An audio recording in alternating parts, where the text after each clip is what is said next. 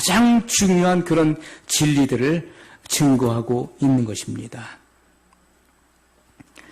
여러분, 이 교리가 왜 중요합니까? 우리가 교리라고 하는 말은 그 교의 그 이치를 말하는 것이죠. 옳고 그름을 가리켜서 우리가 교리다 이렇게 이야기를 하는 것인데, 교리가 왜 중요합니까? 과거에도 그랬지만은 지금은 마지막 시대, 악한 마귀가 택하신 자라 할지라도 미혹하여 넘어뜨리기 위해서 최후의 발악을 하는 이 시대인 것입니다. 그리고 이단자들이 이 세상에 너무나 많이 득세하고 있어요. 그렇기 때문에 이러한 이단의 사상과 이단의 그런 미혹으로부터 보호하기 위해서는 교리가 필요한 것입니다. 성경적 교리, 철저하게 성경적인 이 교리를 통해서 성도들이 무장해야 되는 것이죠. 이것은 하나님의 진리의 말씀으로 무장하는 것입니다. 그래야 마귀의 이런 마귀를 통한 이단의 미혹과 이런 거짓 괴계로부터 우리가 속지 않고 우리 자신의 신앙을 지켜낼 수 있는 것입니다. 그러므로 교리는 성도들을 이단의 미혹으로부터 보호하는 울타리와 같은 것이죠. 자, 먼저 우리는 중생이 무엇입니까? 다른 말로 본 어겐, 거듭남을 의미하는 것이죠. 자, 오늘 우리가 읽은 본문의 말씀을 보면은 중생하지 못한 사람이 어떤 사람이냐에 대해서 구체적으로 말씀을 하고 있는 것이죠. 중생하지 못한 자, 거듭나지 못한 사람은 어디 갑니까? 불과 유황이 타는 못에 참여하게 되리라, 이렇게 말씀했어요. 오늘 본문 21장 8절에 보면 이들, 여기서 열거하고 있는 사람들은 중생하지 못한 사람들이에요. 거듭나지 못한 자들. 자, 한번 읽겠습니다. 그러나 두려워하는 자들과 믿지 아니하는 자들과 흉악한 자들과 살인자들과 행음자들과 술객들과 우상 숭배자들과 모든 거짓말하는 자들은 불과 유황으로 타는 못에 참여하리니 이것이 둘째 사망이라. 중생하지 못한 사람들이 어떤 사람인가를 말씀하고 있는데, 첫 번째 나오는 이들이 누굽니까? 두려워하는 자들이에요. 두려워하는 자들. 이것은 마지막 시대에는 역병이 창궐하는 것입니다. 마지막 시대에 성경은 이미 역병이, 바이러스가 창궐할 것을 성경에 예언하고 있습니다. 역병에 대한 두려움, 그리고 죽음에 대한 두려움, 지옥에 대한 두려움을 갖는 자들. 이들은 거듭나지 못했기 때문에 두려운 것입니다. 지금 이 땅에서 되어지는 모든 일들이 무서운 거예요. 자, 두 번째, 믿지 아니하는 자들. 믿지 않는다. 무엇을 믿지 않는다는 것이죠? 하나님을 믿지 못해요.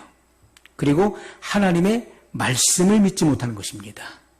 아무리 말씀을 전해도 그 말씀이 안 믿어지는 거예요.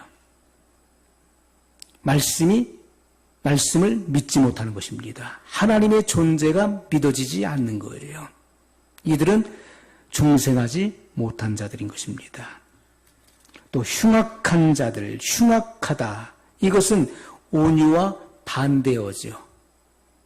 온유함의 반대가 바로 흉악이에요.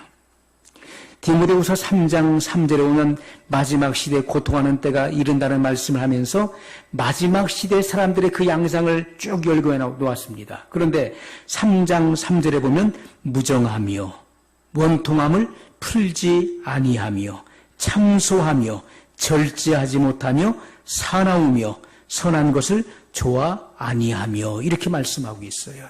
마지막 시대의 사람들의 그 양상을 우리에게 보여주고 있습니다. 마지막 시대 사람들은요, 흉악한 것입니다. 네 번째, 살인자들. 살인자는 불과 유황이 타는 못에 참여하게 된다. 꼭 사람을 죽여서만 살인이 아닙니다. 우리가 요한일서 3장 15절에 보면 그 형제를 미워하는 자마다 살인하는 자니 이렇게 말씀했어요. 그 형제를 미워하는 자마다 살인하는 자니 살인하는 자마다 영생이 그 속에 거하지 아니하는 것을 너희가 아는 바라. 여러분, 마음속에 미움을 품고 있으면 그 미움을 회개치 않고 끝까지 그 미움을 가지고 있는 사람은 살인자라는 것입니다. 이런 사람은 불과 유령이 타는 못에 참여하게 된다고 말씀하고 있는 거예요. 미움은 살인의 시초가 되는 것입니다. 무엇이든지 시작이 있기 때문에 과정이 있고 그 결과가 있는 것이죠. 그러므로 살인의 시초는 바로 미움에서부터 시작하는 것입니다. 주님께서는 사도 요한을 통해서 이 같은 사실을 분명히 말씀하셨어요. 그 형제를 미워하는 자마다 살인하는 자니. 예수님께서는 형제를 미워하는 자는 그 마음에 이미 살인하였느니라고 말씀하셨던 것입니다. 그 속에 영생이 거하지 아니하는 것을 너희가 아는 바라. 이렇게 말씀했어요. 다섯 번째, 행음자들. 자, 음행자들이죠. 이것은 심신이 다 불결하다. 여섯 번째, 술객들. 술객은 다른 말로 복술이죠. 이것은 무당을 의미합니다. 무당. 가장 어리석은 일을 행하는 자들이에요. 다른 신을 섬기는 자들, 귀신을 추종하는 자들. 일곱 번째, 우상숭배자들. 우상숭배는 하나님의 진노를 불러일으키는 것입니다. 그래서 우상을 숭배하다가 하나님의 진노를 사서 죽었던 이들이 성경에 여러 번 나오고 있습니다. 여덟 번째, 거짓말하는 자들. 거짓말하는 자들. 여러분, 왜 거짓말합니까? 그들이 마귀의 아들이기 때문에, 마귀의 자식이기 때문에 거짓말을 일삼는 것입니다. 요한복음 8장 44절에 오면 너희는 너희 아비 마귀에게서 났으니 너희 아비의 욕심을 너희도 행하고자 하느니라. 저는 처음부터 살인한 자요. 마귀가 처음부터 살인자예요. 마귀는 누구를 살인했습니까? 아담과 하와를 살인했어요. 그래서 하나님의 그 말씀, 하나님의 그 율법과 계명을 범하게 만들었죠. 선악과를 범하도록 미혹했던 것입니다. 최초의 살인자는 바로 마귀인 것입니다. 저는 처음부터 살인한 자요, 진리가 그 속에 없으므로 진리에 서지 못하고, 진리가 그 속에 없는 사람, 진리를 담고 있지 않은 사람은 진리에 서지 못하는 것입니다. 거짓을 말할 때마다 제 것으로 말하나니, 하나님 말씀을 하는 게 아니에요. 제 것을 말하는 것입니다. 여러분, 우리가 하나님의 사람들은 하나님의 말씀을 하는 사람들이에요. 그 하나님의 영에 감동되어서 하나님의 진리를 증거해야 되는데 제 것으로 말한다는 것입니다. 자기의 말을 하는 것이 바로 거짓 선지자예요. 이는 저가 거짓말장이요 거짓의 아비가 되었음이니라. 그러므로 우리는 모든 거짓을 우리는 배격해야 됩니다. 허위적인 언어를 배격해야 돼요. 절대로 그 속에 참말이 아닌 그 참말 속에 허위가 섞여서는 안 된다는 것입니다. 여러분, 세례 요한이 세례를 베푸는 곳에 로마 군병들이 나오는 것을 보고 그들을 지적했습니다. 회개하라. 회개에 합당한 열매를 맺으라. 너희는 식민지 국가에 와서 이러한 가련한 백성들을 난폭하게 대하지 말아라. 너희들은 상관에게 허위복을 하지 말라고 선포했던 것입니다. 우리가 허위적인 언어는 절대로 안 되는 것입니다. 이것은 마귀에게 소속되어 있다는 것이죠. 그리고 거짓된 사상, 이 사상 자체가 거짓된 사상으로 물들어 있으면 안 된다는 것이죠. 그리고 왜곡된 진리. 하나님의 이 말씀에 다른 것을 섞어서는 안 되는 것이고 자기의 사상을 이곳에 섞어서 선포해서도 안 되는 것입니다. 그것은 왜곡된 진리가 되는 것이죠.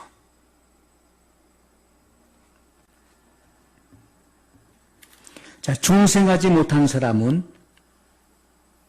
요한계시록 20장 5절로 6절의 말씀에 보면 그 나머지 죽은 자들은 그 천년이 차기까지 살지 못하더라. 이는 첫째 부활이라. 이 첫째 부활에 참여하는 자들은 복이 있고 거룩하도다.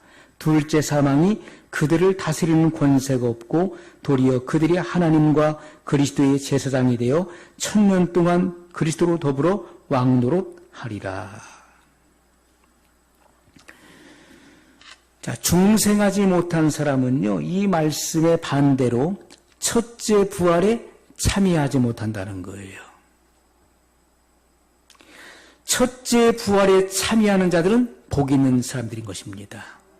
성경은 첫째 부활에 대해서 말씀을 하고 있는데 이 첫째 부활에 참여하지 못하는 자들은 중생하지 못한 자들이에요. 자, 이들은 언제 부활합니까? 이들은 천년왕국 후에 백보자 심판 전에 부활하게 되는 것입니다. 이들은 물론대소하고 심판을 받기 위해서 그들은 몸에 부활이 일어나는 것입니다. 그래서 원래 모습을 복귀하게 되는 거예요. 음부에 들어가 있었던 이들이 그 음부에서 나오게 될 것이고, 그리고 그 죽었던 몸이 부활해서 영혼육이 합체되어서 주님의 그 백보자 심판대 앞에 서게 된다는 것입니다. 자, 그들은 둘째 사망의 해를 받는다고 말씀하고 있어요. 계시록 2장 11절의 말씀 보겠습니다. 계시록 2장 11절 말씀. 귀 있는 자는 성령이 교회들에게 하시는 말씀을 들을지어다.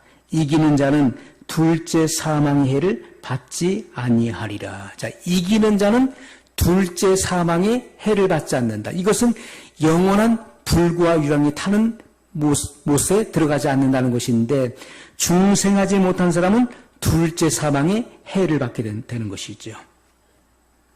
자, 계시록 20장 6절의 말씀입니다.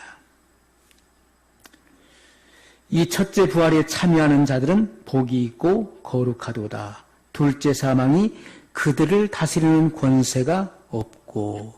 여러분, 거듭난 사람들은 둘째 사망의 해를 받지 않습니다. 둘째 사망이 그들을 다스리는 권세가 없어요. 도리어 그들이 하나님과 그리스도의 제사장이 되어 천년 동안 그리스도로 더불어 왕노릇한다.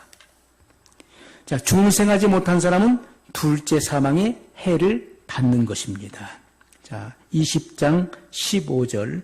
누구든지 생명책에 기록되지 못한 자는 불못에 던지우더라. 이것은 중생하지 못한 자를 일컬어 말씀하시는 거예요. 중생하지 못한 사람은 그 이름이 하나님의 어린 양의 생명책에 녹명되어 있지 않기 때문에 둘째 사망의 해를 받는다. 그래서 누구든지 생명책에 기록되지 못한 자는 불못에 던지우더라. 21장 8절의 말씀입니다. 오늘 본문의 말씀이죠. 그러나 두려워하는 자들과 믿지 아니하는 자들과 흉악한 자들과 살인자들과 행음자들과 술객들과 우상 숭배자들과 모든 거짓말하는 자들은 불과 유황으로 타는 못에 참여하리니 이것이 둘째 사망이라. 자, 둘째 사망이 무엇입니까? 둘째 사망은 영원한 멸망을 말하는 거예요. 영원한 멸망. 그래서 우리가 첫째 사망이 무엇입니까? 첫째 사망은 영육이 분리되는 거예요. 그게 첫 번째 죽음을 말하는 것입니다. 그런데 둘째 사망은 영원한 파멸을 의미하는 것인데 그 영혼육이 영원히 꺼지지 않는 불과 유황이 타는 곳에 던져져서 셋에 무궁토록 타게 되는 것입니다. 거기서 영원히 죽지 않고 살아서 고통받는 장소가 바로 둘째 사망이에요. 그러므로 우리가 이 중생, 우리가 신앙의 첫 출발, 가장 우리가 구원의 시초는 바로 거듭남, 중생이라는 것입니다. 거듭나지 않으면 안 되는 것이죠. 예수님께서도 사람이 거듭나지 아니하면 하나님 나라를 볼 수 없느니라. 사람이 물과 성령으로 나지 아니하면 하나님 나라에 들어갈 수 없느니라고 분명히 말씀하셨어요. 이것은 중생의 진리를 말씀하신 것입니다.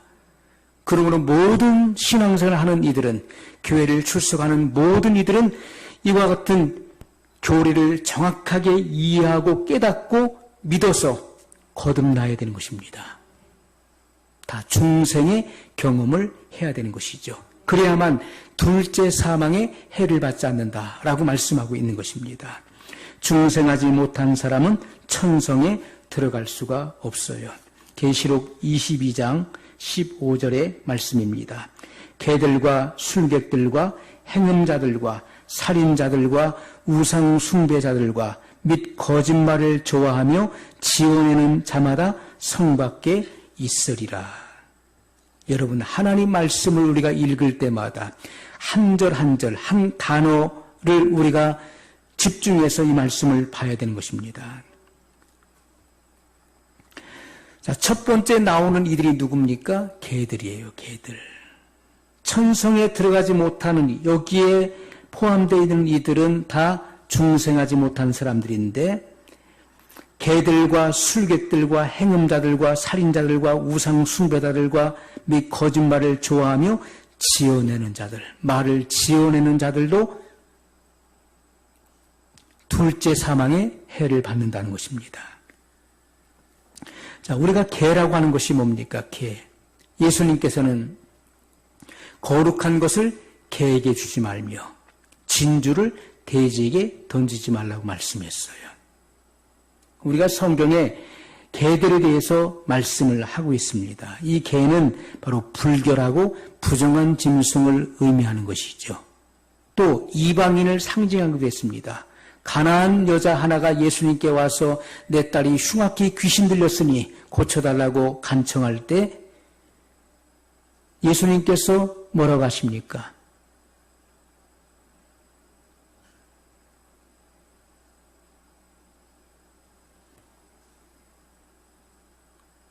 예수님께서 하신 말씀 무엇이죠?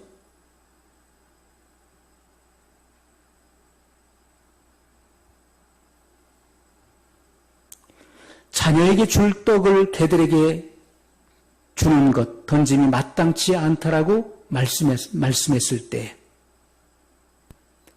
가난한 여자가 하는 말이 무엇입니까? 옳습니다. 그러나 개들도 주인의 상에서 떨어지는 부스러기를 먹지 않습니까? 이방인들을 가리켜서 개로 비유했어요. 또 악인들, 철저한 율법주의자들, 율법을 강요하는 자들을 가리켜서 개들로 비유했던 것입니다. 또 도덕적으로 부패하고 사악한 자들, 하나님의 뜻과 그리고 하나님의 통치를 거부하고 대적하는 불의한 자들을 가리켜서 개들로 비유하는 것입니다. 우리가 지금 살고 있는 이 시대도 마찬가지죠. 하나님 말씀을 대적하고 하나님 말씀을 정면적으로 그렇게 변개시키는 이들도 있습니다. 그들을 가리켜서 개들이라고 말씀하고 있어요. 그들은 다 성 밖에 있으리라. 성 밖에 있다는 것은요, 그들은 성 밖에 뭐가 있습니까?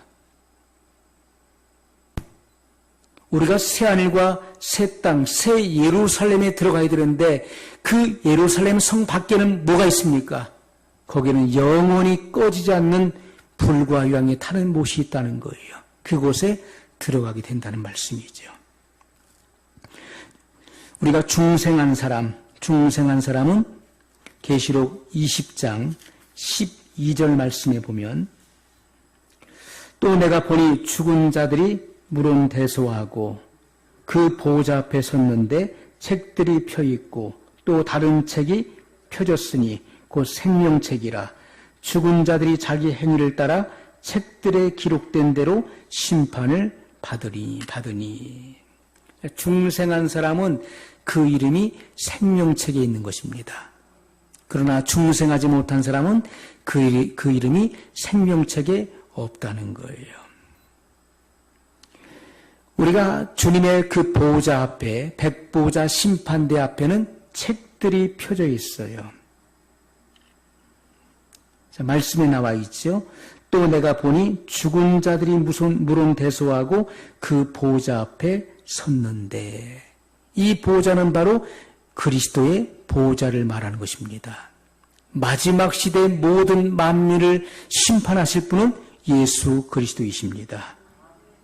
그 보좌 앞에 섰는데 책들이 펴있고, 책은 하나만 있는 것이 아니에요. 여러 책들이 있다는 것입니다.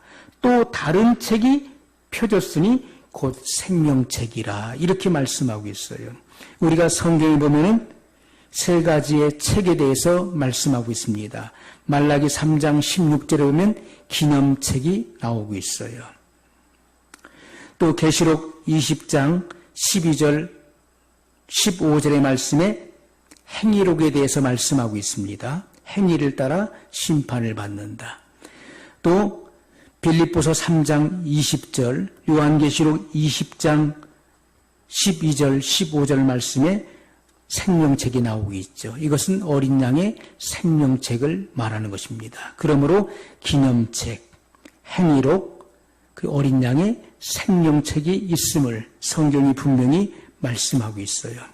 거듭난 자만이 그 이름이 생명책에 기록되어 있는 것입니다. 누구든지 그 생명책에 이름이 없는 사람은 둘째 사망의 해를 받게 되는 것입니다.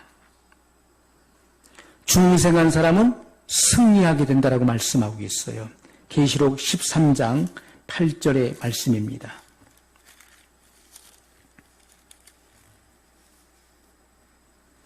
죽임을 당한 어린 양의 생명책에 창세 이후로 농명되지 못하고 이 땅에 사는 자들은 다 짐승에게 경배하리라. 여러분, 7년 대환란에 짐승의 우상에게 경배하는 자들이 누굽니까? 이 짐승의 표를 받는 자들이 누굽니까? 그들은 거듭나지 못한 자들이에요. 그들은 다 패하는 자들인 것입니다. 그러나 중생한 자들은 이기는 자들로 주님 앞에 서게 될 것입니다. 17장 8절의 말씀입니다. 내가 본 짐승은 전에 있었다가 시방 없으나 장차 무적행으로부터 올라와 멸망으로 들어갈 자니 땅에 거하는 자들로서 창세 이후로 생명책에 농명되지 못한 자들이 이전에 있었다가 시방 없으나 장차 나올 짐승을 보고 기이 여기리라. 자, 거듭나지 못한 사람은 그들 속에 예수 그리스도의 생명, 이기는 생명이 없기 때문에 그들은 이길 수가 없는 것입니다. 오직 거듭난 자, 중생한 자만이 승리하게 될 것입니다. 성경은 우리에게 분명히 말씀하고 있어요. 또 중생한 자라도 타락하면 그 이름을 생명책에서 도말시킨다 말씀하고 있어요. 계시록 3장 5절의 말씀입니다. 이기는 자는 이와 같이 흰옷을 입을 것이요 내가 그 이름을 생명책에서 반드시 흐리지 아니하고 그 이름을 내 아버지 앞과 그 천사들 앞에서 시인하리라. 아멘. 여러분, 누구의 이름이 흐려지지 않습니까? 이기는 자. 이기는 자만이 흰옷을 입는 것입니다. 내가 그 이름을 생명책에서 반드시 흐리지 않겠다. 여러분, 이 말씀은 흐려질 자들도 있다는 것이죠. 이름이 기록되었다가, 창세 이후로 그 이름이 기록되었다가 흐려질 자들도 있다는 것을 말씀하고 있어요. 그들이 누굽니까? 타락한 자들이에요. 한번 비침을 얻고 성령에 참여한 바 되고 내세 기쁨을 맛본 자라 할지라도 타락하면 회개의 기회를 주시지 않는다고 성경은 분명히 말씀하고 있는 것입니다. 그러므로 타락하면, 중생했을지라도 타락하면 그 이름이 지워진다. 그 이름이 생명책에서 도말된다. 이 말씀을 하고 있는 것입니다. 자, 성결한 사람은 그리스도의 피로 죄가 없어지는 것입니다. 요한계시록 1장 5절의 말씀. 네. 또 충성된 증인으로 죽은 자들 가운데서 먼저 나시고 땅의 임금들의 머리가 되신 예수 그리스도로 말미암아 은혜와 평강이 너에게 있기를 원하노라. 우리를 사랑하사 그의 피로 우리 죄에서 우리를 해방하시고, 그의 피로 우리 죄에서 우리를 해방하시고. 자, 그리스도의 피로 죄가 없어진 자들을 말하는 거예요. 그리스도의 피가 우리를 자범죄와 원죄로부터 깨끗하게 하시는 것입니다. 성결하다는 것은 그 죄가 없다는 것입니다. 주의 보혈로 죄가 씻겨졌다는 거예요. 또 흠이 없다라고 말씀하고 있어요. 계시록 14장 4절로 5절의 말씀. 이 사람들은 여자로 더불어 더럽히지 아니하고 정절이 있는 자라. 어린 양이 어디로 인도하든지 따라가는 자며 사람 가운데서 구속을 받아 처음 익은 열매로 하나님과 어린 양에게 속한 자들이니 그 입에 거짓말이 없고 흠이 없는 자들이더라. 이렇게 말씀하고 있어요. 흠이 없다. 성결한 자는 흠이 없다. 여러분, 흠이 없다는 말이 무슨 뜻일까요? 구약시대에 하나님께 제물을 바칠 때 하나님께 드려지는 그 희생 제물은, 그 동물은 흠이 없어야 됐어요. 흠도 없고 점이 없는 그러한 순전한 제물을 하나님께 바쳤던 것입니다. 그래서 희생 제물로 드리는 이 동물과 연관성이 있는 말씀인 것입니다. 흠이 없다. 성결한 자는 흠이 없다. 이들은 주님의 보혈로, 주님의 피로, 주님의 보혈로 그들의 죄가 씻겨졌다는 거예요. 자범죄와 원죄로부터 그들은 해방되었고 자유케 되었어요. 그리고 그들은 의롭다함을 받았을 뿐만 아니라 자기 자신을, 이 세속과 죄로부터 자기 자신을 지켰다는 것입니다. 정절을 지켰어요. 그렇기 때문에 하나님께 드리기에, 하나님께 제물로 드리기에 흠이 없는 합당한 제물이라는 뜻입니다. 이게 성결한 자들이에요. 자, 성결한 자들은 흰옷을 입는다. 이렇게 말씀하고 있어요. 계시록 3장 4절의 말씀입니다.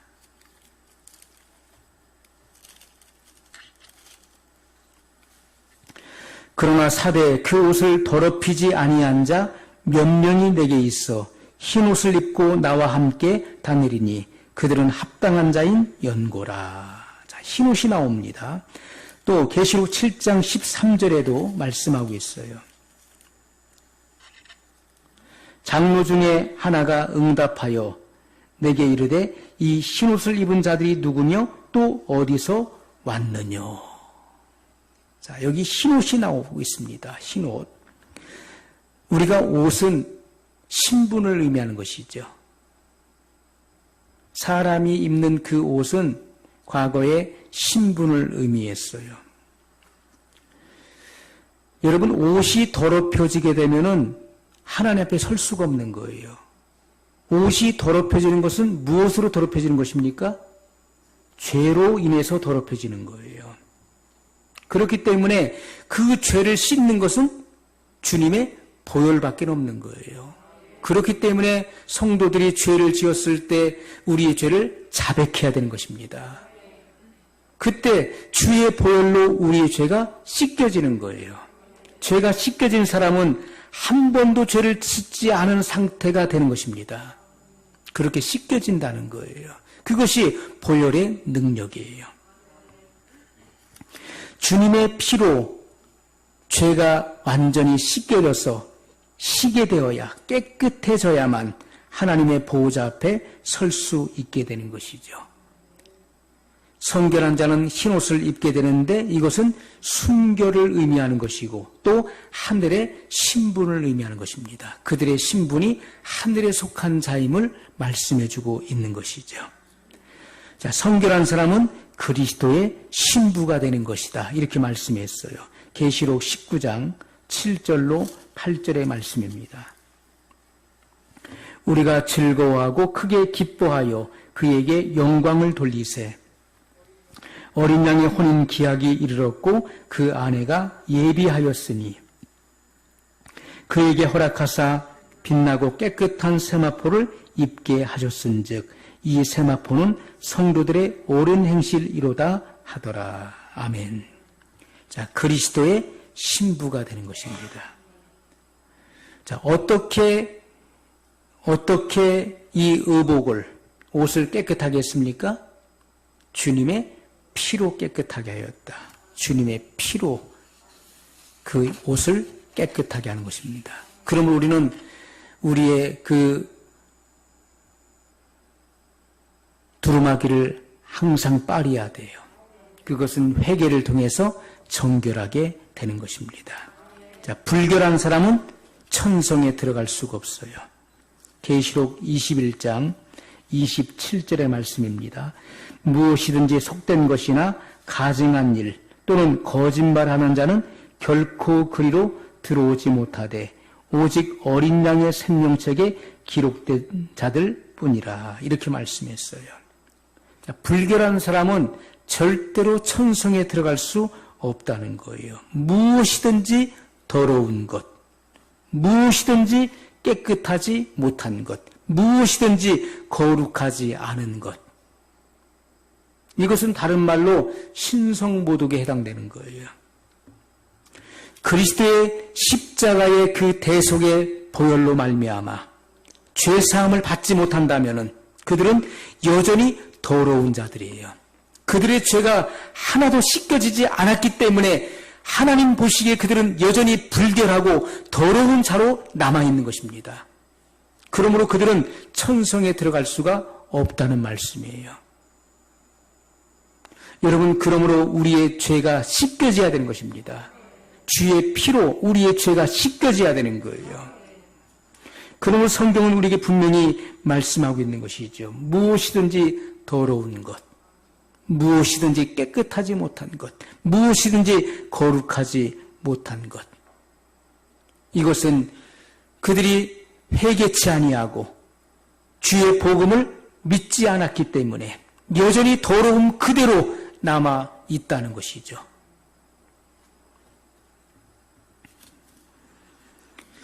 여러분, 우리가 오늘날 이러한 마지막 시대를 우리가 살아가면서 하나님 말씀에 대해서 우리가 깊이 창념해야 될 것입니다. 무엇이든지 속된 것이나 가증한 일. 가증하다는 것이 뭘까요? 이것은 증오, 또 혐오스러운 것을 의미하는 그런 단어입니다. 혐오스러운 것. 뭐가 혐오스럽습니까? 우상숭배, 그리고 배교, 또 사탄의 종로로 타는 죄악된 행위들. 이것이 혐오스러운 거예요. 이것이 하나님 보시기에 가증스러운 일인 것이고 하나님의 거룩한 분을 촉범하는 행위가 된다는 것입니다. 하나님의 눈은 거룩하기 때문에 거룩하지 않은 더러운 그 모든 것들은 하나님의 그 거룩한 눈을 촉범하게 된다는 거예요. 그래서 우상 숭배하는 자들, 가증한 일을 행하기 때문에 멸망을 자초하는 것이죠. 지금 우리가 살고 있는 이 마지막 시대에는 종교 통합의 시대이기 때문에 배교가 일어나고 있는 것입니다. 이 배교는 전 세계적으로 지금 일어나고 있는 거예요. 여러분, 지금까지 이러한 배도가 전 세계적으로 우후죽순 일어난 적이 있었습니까?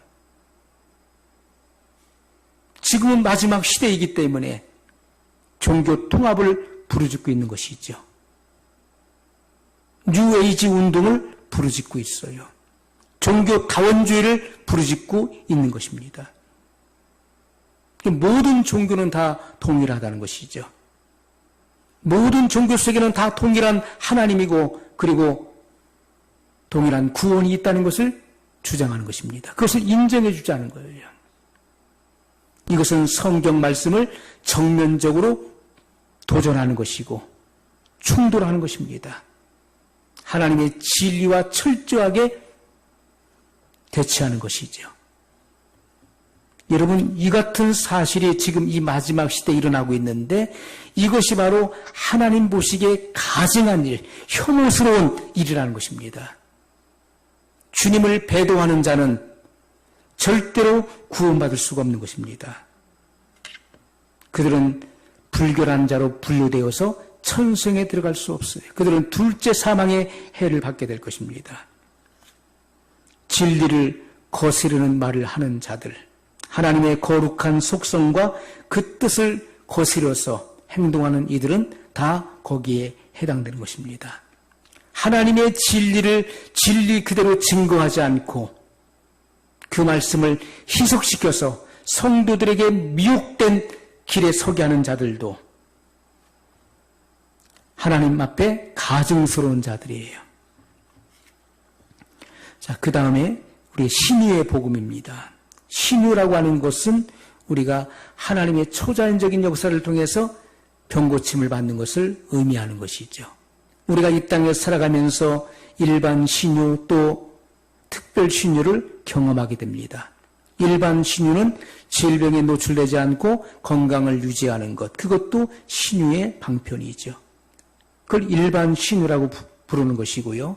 특별 신유는 사람의 의학으로 고칠 수 없는 그러한 질병을 하나님의 초자연적인 능력을 통해서 고침받는 것을 의미하는 것입니다.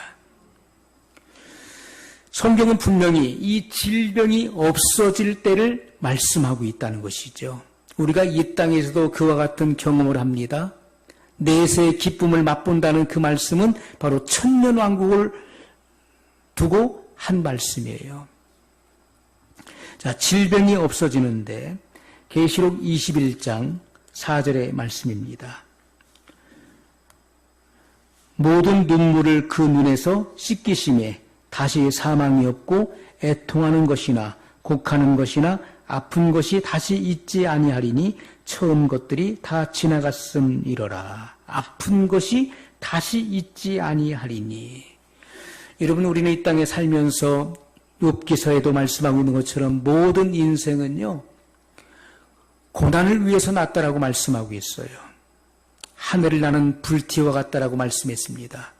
모닥불을 피워놓으면 그 불씨가 올라가죠. 불씨가 탁탁 튀면서 올라가면서 깜빡깜빡 하다가 사라져버려요. 인생은 바로 그와 같다는 것입니다. 고난을 위해서 태어났고 고난받다가 사라져버린다는 것입니다. 우리가 이 땅에 살면서 얼마나 많은 일들을 경험합니까? 눈물. 여러분, 지금까지 살아오면서 많은 눈물을 흘렸을 거예요.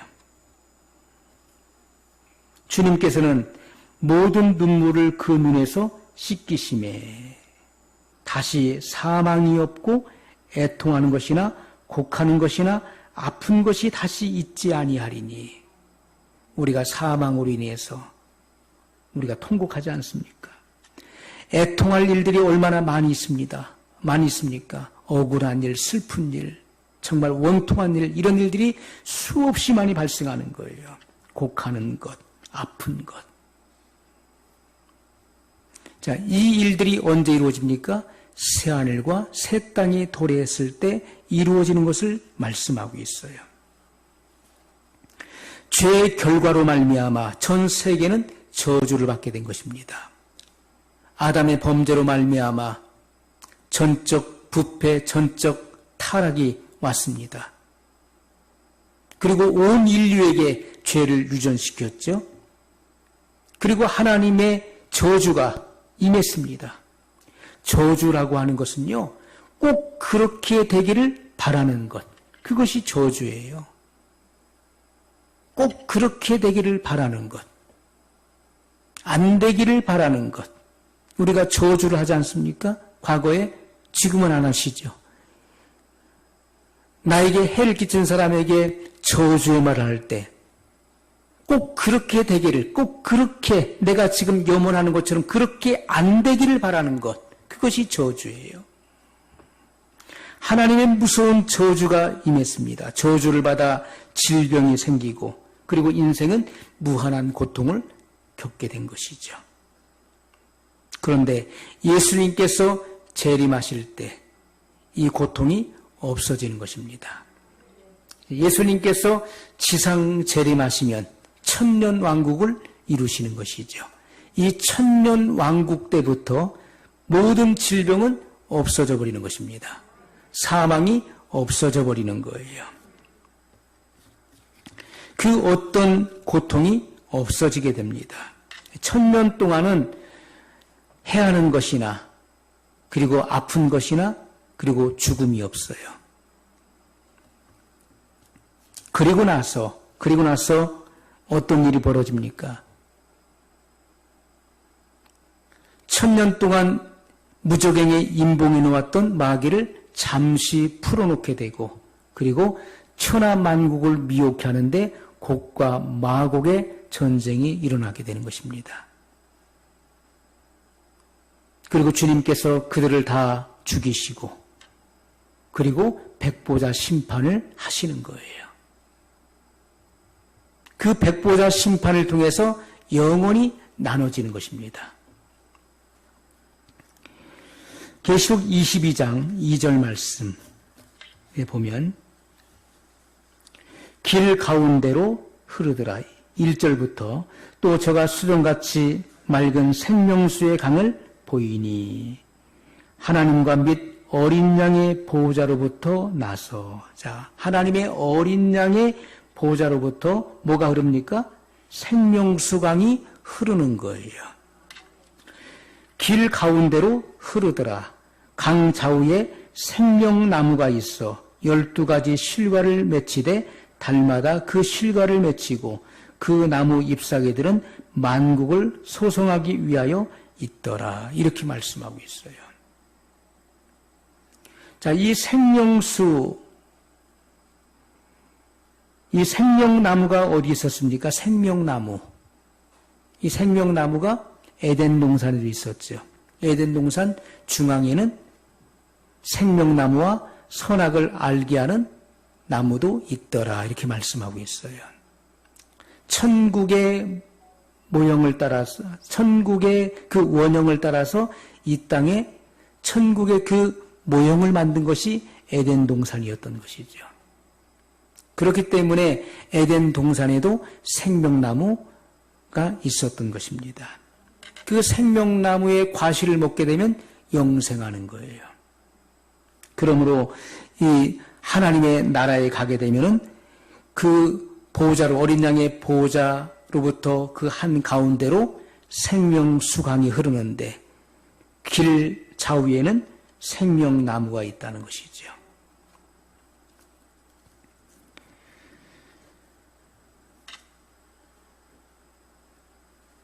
그러므로 우리가 천년왕국이 임하게 되면요, 예수님께서 재림하셔서, 지상 재림하셔서 천년왕국을 이루게 되면은 모든 질병이 없어지는 거예요. 저주가 해제되는 것이고 모든 질병이 없어지게 되죠. 물도 땅도. 이 땅은 아마겟돈 전쟁을 통해서 황폐해된 것입니다. 아마겟돈 전쟁을 통해서요, 지구 인구의 3분의 2가 죽는 전쟁이에요. 어마어마한 그런 전쟁이 벌어지는 것입니다. 그래서 이 지구는 황폐하게 되는 거예요. 그렇기 때문에 주님께서 이 지구를 개조하는 것이고 그리고 에덴 동산과 같이 회복시키시는 것입니다. 천년왕국을 이루시는 거예요. 그렇기 때문에 물도 그리고 땅도 다 회복되는 것이고요. 초목도 그리고 과실도 독소가 다 없어지게 되는 것이고 모든 것이 다 생명화되는 것입니다. 생명화시키는 거예요. 그것이 천년왕국이에요. 재림의 복음, 요한계시록은 전체가 다 재림을 중심한 예언서인 것입니다. 예수님의 재림을 중심한 예언서예요. 재림의 순서를 말씀하고 있어요. 예수님께서 언제 재림하시는지, 그리고 그 되어질 일들을, 그 이후에 되어질 일들을 명백하게 기록해 놓았다는 것이죠. 자, 그러므로 우리가 이제 그 계시록을 공부할 것인데, 자, 먼저 우리가 개요를 보게 되면은 계시록 1장에 보면은 반보섬에 유배되어 있었던 사도 요한에게 예수님께서 나타나시는 장면이 나오고 있어요. 예수님께서 사도 요한에게 보이신 그 모습은 바로 재림하실 때 그 영광의 모습을 보여주신 거예요. 자, 그 말씀을 잠깐 보겠습니다. 주님께서 어떠한 모습으로 오실 것인지,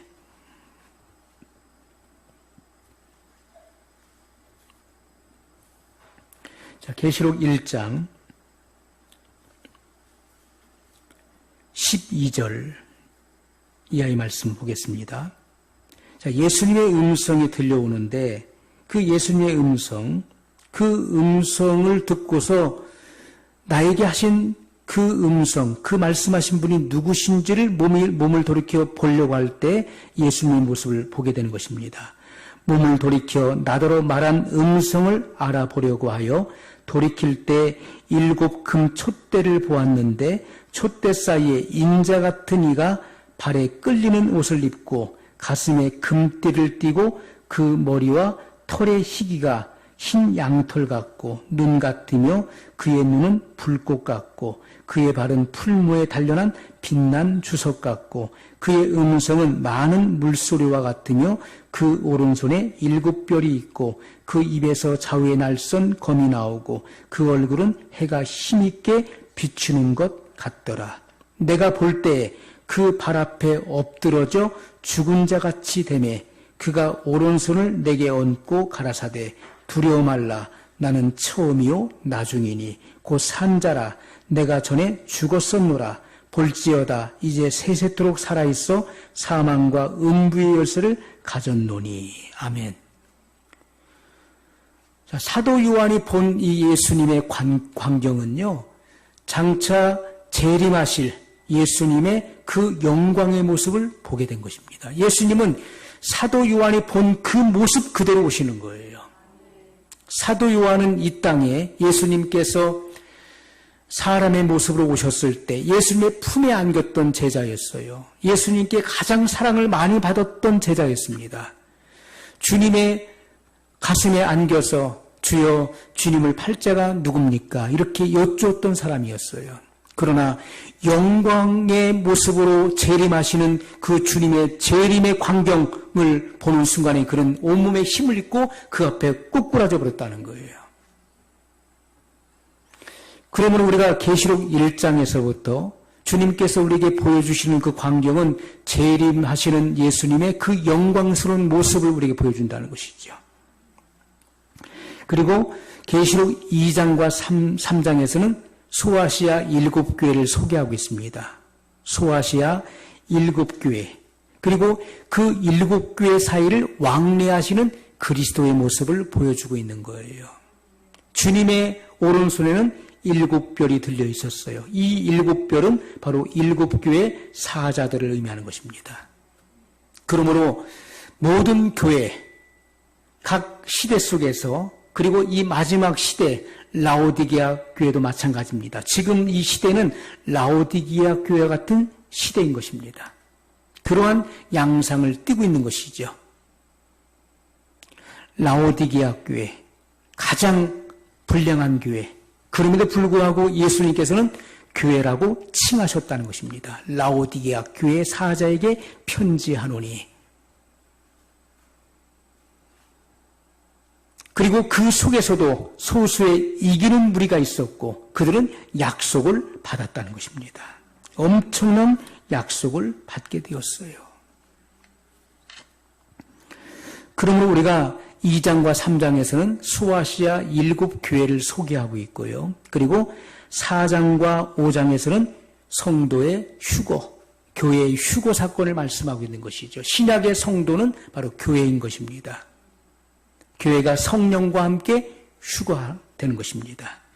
그리고 5장 이후로부터는 다시는 교회가 나오지 않는 것입니다. 교회가 등장하지 않는, 그것은 교회가 이미 공중으로 휴거됐기 때문에 교회를 언급하지 않는다는 것이죠.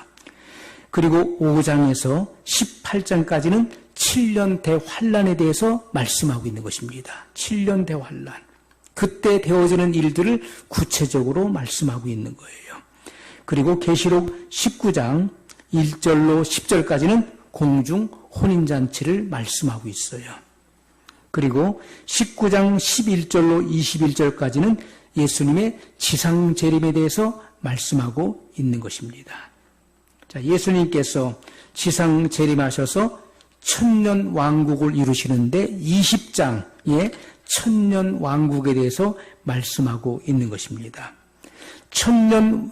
이 천년 왕국을 이루실 때 마귀를 무저갱에 임봉하게 되죠. 무저갱에 잡아 가두고 그리고 임봉하여 나오지 못하게 합니다. 그렇기 때문에 이 땅에는 전쟁이 없는 거예요. 평화의 시대가 1000년 동안 계속되는 것입니다. 사망이나 해하는 것이나 질병이 없는 거예요. 그리고 1000년이 끝날 즈음에 마귀를 잠시 풀어서 천하만국을 미혹해 하는데 그때 곡과 마곡의 전쟁이 일어납니다. 곡과 마곡은 바로 지명을 말하는 거예요. 지명. 곡과 마곡에서부터 소요가 일어나게 되는 것입니다. 그래서 그리스도의 왕국을 에워싸고 그리고 그들이 대적하게 되는 거예요. 주님을 마귀가 미혹하니까 주님을 대적하는 자의 수가 바다에 모래와 같이 많다라고 말씀하고 있어요. 그렇기 때문에 주님께서 그들을 죽이시고 그리고 나서 백보자 심판이 이루어지게 된다는 것입니다. 백보자 심판에는 무릉대소하고 죽은 자들이 다 부활하는 거예요. 죽은 자들이.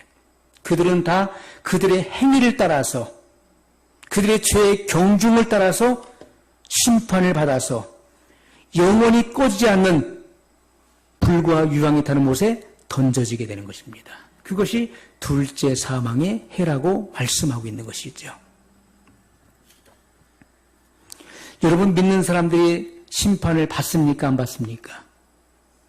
어떤 사람은 심판을 안 받지요. 어떤 사람은 받지요. 심판은 누구나 다 받는 것이죠. 휴거된 성도들은 공중에서 상급 심판을 받게 되는 것입니다. 그것이 달란트의 비유인 것이고 문화의 비유를 통해서 구체적으로 말씀하고 있는 것입니다. 우리가 심판이라고 하는 것은 무조건적으로 잘못된 것에 대해서 벌을 주는 건 심판을 말하는 것이 아니죠. 선한 일을 행한 자는 생명의 부활로, 악한 일을 행한 자는 심판의 부활로 나오리라. 우리가 심판은 선악간에 잘못을 가리는 것입니다. 충성된 종들에게는 상급으로 면류관으로 그들에게 보상하는 거예요. 그것이 심판입니다. 그것이 하나님의 공의로운 심판을 말하는 것이죠. 그러나 믿지 않는 자들, 그 이름이 생명책에 기록되지 않은 자들은 그들의 죄의 경중에 따라서 그들은 유죄 판결을 받고 불구할명이 타는 못에 던져지게 된다는 것입니다. 그리고 21장과 22장의 신천, 신지, 저 2단에서 말하는 신천지, 그들은 신천지라고 하잖아요. 우리가 신천, 신지라고 하는 것은 새 하늘과 새 땅을 말하는 것입니다. 성경 말씀 그대로 새 하늘과 새 땅으로 말을 해야 될 것이죠. 자, 이곳은 바로 천국을 의미하는 천국, 다른 말로 천성이라고 부르는 것이죠. 예수님께서 천국을 말씀하셨어요. 주님께서 하나님의 나라, 천국을 말씀하실 때 이 천국은요, 막연한 것이 아니라 바로 계시록 21장, 22장에서 말씀하고 있는 이 새하늘과 새 땅을 말씀하셨던 것이죠. 이 새하늘과 새 땅 장차 거듭난 자들 그리고 성결한 자들이 들어가서 살 곳이 어떠한 곳인지를 구체적으로 설명하고 있다는 것입니다. 거듭난 사람도 하나님 나라 들어가는 거예요. 왜요? 예수님께서 그렇게 말씀하셨기 때문에. 사람이 거듭나지 아니하면 하나님 나라를 볼 수 없다. 거듭나면 볼 수 있다는 말씀이에요. 사람이 물과 성령으로 나지 아니하면 하나님 나라에 들어갈 수 없느니라. 물과 성령으로 거듭난 자가 들어가는 거예요. 자, 첫 번째는 예수님께서 사람이 거듭나지 아니하면, 거듭난다는 것은 다시 난다는 것이죠. born again, 다시 난다는 거예요. 하나님의 자녀로 태어나는 것을 의미하는 것입니다. 하나님의 자녀가 되는 사건이에요. 이것은 죄를 회개하고 복음을 믿을 때 하나님의 자녀가 되는 것입니다. 요한복음 1장 12절에 영접하는 자, 곧 그 이름을 믿는 자들에게는 하나님의 자녀가 되는 권세를 주셨으니. 자, 예수님께서 첫 번째 하신 말씀, 니고데모에게 첫 번째 하신 말씀은 사람이 거듭나지 아니하면 하나님 나라를 볼 수 없느니라. 본 어겐을 말씀하셨어요. 두 번째, 예수님께서 니고데모가 깨닫지 못했을 때에 두 번째 하신 말씀은 사람이 물과 성령으로 나지 아니하면 하나님 나라에 들어갈 수 없다. 자, 물은 물 세례를 의미하는 것입니다. 이것은 중생의 씻음, 거듭남을 의미하는 것이고, 두 번째 불을 말씀한 불, 이것은 성령의 세례, 성령의 불 세례를 의미하는 것입니다. 그래서 중생과 성교를 말씀하셨던 것입니다. 사람이 물과 성령으로 나지 아니하면, 물과 성령으로 나지 아니하면, 이것은 바로 성령 세례, 불 세례를 의미하는 말씀인 것이죠. 그러므로 여러분, 우리가 구원의 시초는 중생인 것입니다. 거듭남. 거듭나야 하나님 나라에 들어갈 수 있어요. 하나님 나라를 볼 수 있는 것입니다. 그러므로 모든 성도들은 이와 같은 진리의 말씀을 증거할 때 진리의 말씀을 정확하게 이해하고 분별할 수 있어야 돼요. 다른 것이 섞이지 않은 성경에서 성경으로 풀고, 그리고 성경 말씀 그대로 증거해 줄 때 이 말씀을 깨닫고, 그리고 이 말씀을 그대로 믿어서 하나님의 자녀로서 또 그리스도의 정결한 신부가 되어서 주님을 맞이할 수 있기를